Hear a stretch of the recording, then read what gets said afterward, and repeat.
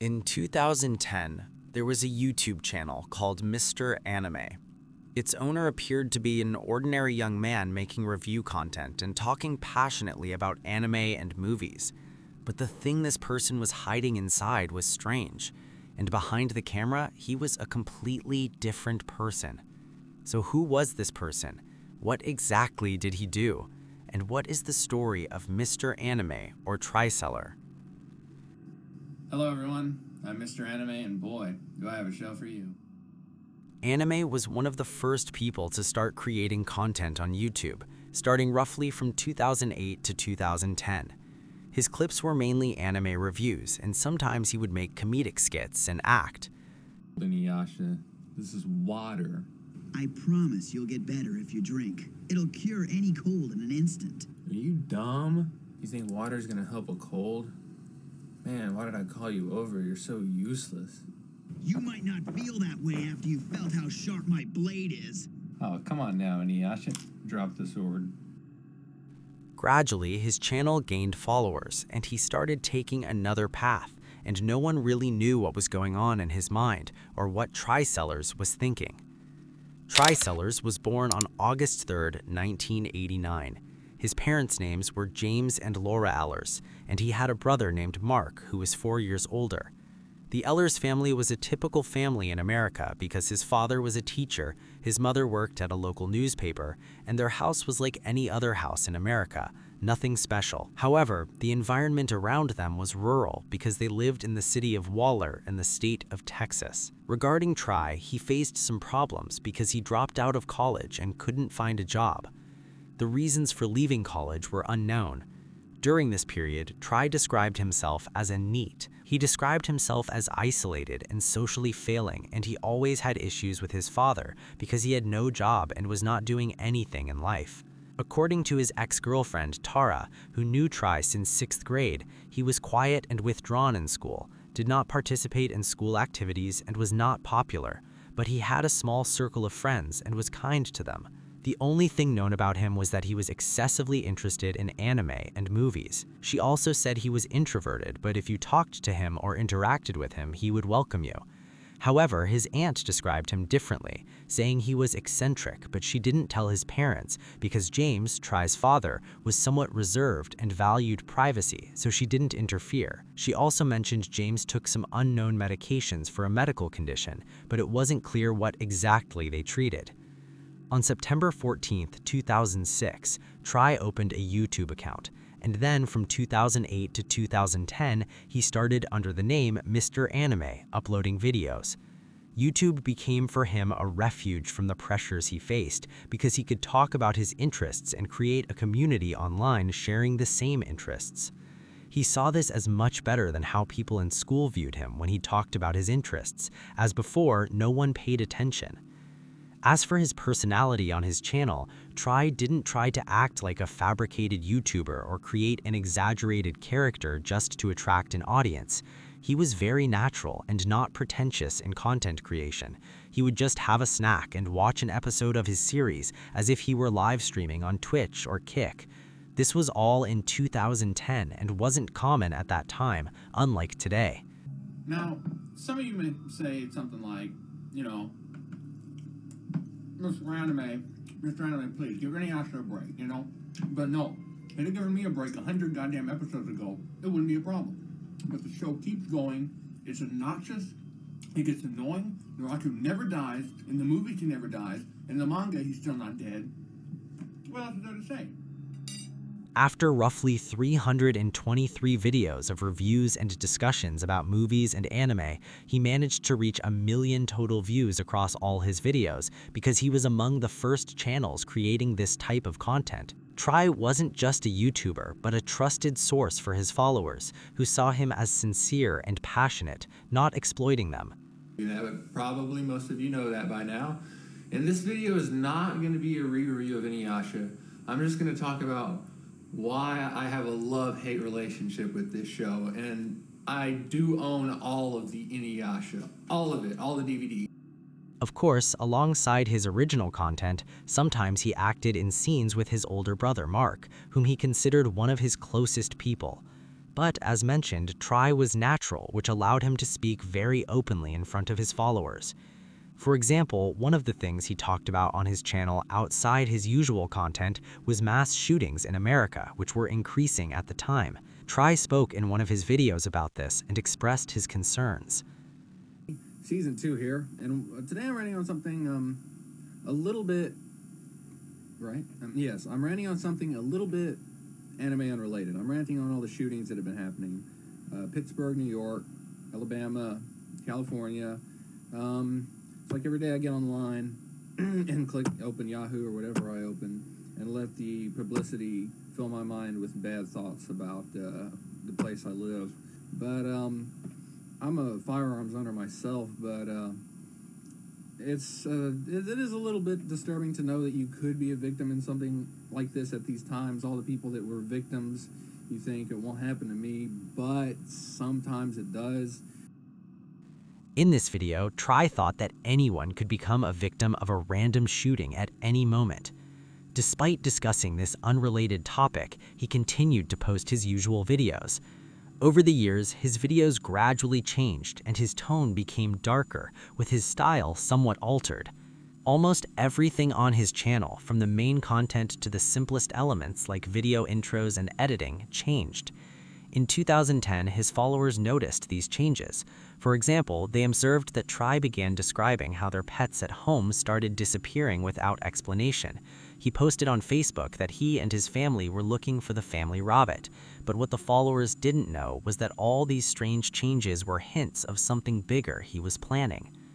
Followers and people close to him began hearing rumors about him in the area where Mr. Anime lived, such as walking late at night in the city, carrying a gun and shooting at empty or abandoned buildings, or shooting animals like cats and dogs. Until December 11, 2011, Try uploaded a video titled "Very Bad News" and revealed he had been diagnosed with a pneumothorax in a hospital.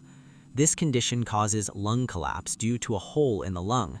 He didn't know the reason for the collapse, though it was said to be caused by trauma to the chest, which he hadn't felt. In the video, Try explained he suffered severe shortness of breath, extreme pain, and couldn't sleep for long periods, and asked his religious followers to pray for his recovery. A short while later, in early March 2012, at age 22, he uploaded another video, his penultimate one, which became one of the most famous and highest viewed videos on his channel, titled "Mr. Anime Plans Something." He shared some big plans he was thinking and said he wouldn't be able to continue uploading videos as usual. This is just an update video to let you guys know that I'm going to reward myself with probably a 2 or 3 week break coming up here from YouTube videos, anime reviews in particular. I might do some blog stuff. I want to thank you guys a lot for sticking with me and watching the channel. I got more subscribers than ever. I have more views than ever, and everything is going really good. So I'll probably be putting out some blog videos, like I said, and I hope you enjoy those blog videos. I hope you definitely enjoy those. After that, Try uploaded a final video describing that he had found his dream job in film, acting, and directing. In the video, he was very happy and excited about his future, but did not provide further details about the company or exact nature of his work. There was no real evidence of him obtaining a job in this field, which led many people to believe Try was lying. A week after his last video, on March 19, 2012, rumors emerged that Try was indeed heavily drinking alcohol and had reached the point of addiction, drinking all night until morning. On that same day, early at sunrise, Try called his mother to the garage. As soon as she arrived, without warning, Try shot her at close range, hitting her 4 times in the chest. His mother died immediately. Try said this was the moment he felt the biggest change in his life, and that he couldn't just go to his father and brother and calmly say that he had killed his mother. He decided to continue and stick to his plan without room for retreat during the crime. Mark, his older brother, heard the gunshots, called out to Try to check what was happening, and then Try shot him in the head. At the same time, his father heard the noise while sleeping, got out of bed to see what was happening, and Try, after shooting his brother, went to his father's room and shot him twice in the head. Try then went downstairs to ensure no family members were alive, not wanting them to suffer and wanting their deaths to be quick. Remarkably, Mark survived despite his head injury. He crawled to the bathroom and locked himself while Try was in his parents' room. Realizing Mark was alive, Try broke the bathroom door and shot his brother again to ensure he was dead, then returned to his mother and shot her again despite her already being dead. Try said he would protect his family with his life, but if anyone was going to hurt them, it would be him. After the gruesome act, he began destroying the house, breaking furniture and devices, and killing all the pets. He also wrote confessions and statements of guilt on doors, walls, and cabinets, stating he would never forgive his mental state and expressing love for his family. After finishing, he took his black 2010 Ford Mustang with a rifle. Neighbors called the police because they heard gunfire, and relatives lost contact with the Ehlers family, becoming concerned. The police arrived at the Ehlers house on March 20th, 2012, around noon. They found Trick's messages on the front door stating he wouldn't forgive himself and asking for divine forgiveness. The crime scene looked like a war zone. Blood everywhere, the house destroyed. The police first searched for Trick, who was found at a friend's house in less than 24 hours. When arrested, he was charged with 3 counts of premeditated murder. During interrogation to understand his motives, Trick didn't give a clear answer, but immediately confessed to everything. The police noted his behavior was unstable during questioning, sometimes trying to remain composed, sometimes breaking down, realizing what he had done. The thing about my family is I would protect them with my life, but at the same time, if anyone was going to hurt them, it was going to be me. He would calmly explain the details, then suddenly become very disturbed, showing intense emotional instability. The main thing still unclear is Trick's motives for the killings. During interrogation, police learned more terrifying details about his full plan. After fleeing the house, he stopped at the elementary school where he had studied, planning a mass shooting to kill as many students as possible, inspired by the Columbine High School massacre. He intended to kill at least 70 people and gain nationwide notoriety. He planned to do it when students were gathered for a match or league in the stands. He would rehearse by setting small fires at night, shooting at abandoned buildings, and killing stray animals. However, on the day of the planned crime, he changed his mind and walked away. Much of the information about his channel and rumors from followers turned out true. He had been planning the attack for years. As for why he killed his family, Trick said he didn't want them to live and hear about his planned school shooting, sparing them from shame or guilt. Once he realized what he had done, he was shocked and couldn't continue his plan. Interestingly, 2 weeks before the crime, Trick called the police, hinting at his intentions and expressing fear of harming someone, but the police did not consider it a threat or enough to open an investigation.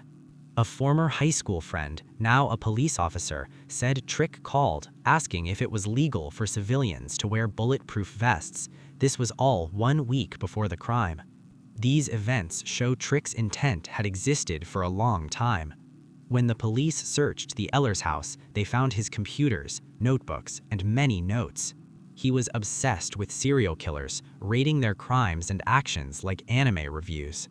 The police assumed his fascination with serial killers helped him plan the mass shooting and maximize victims.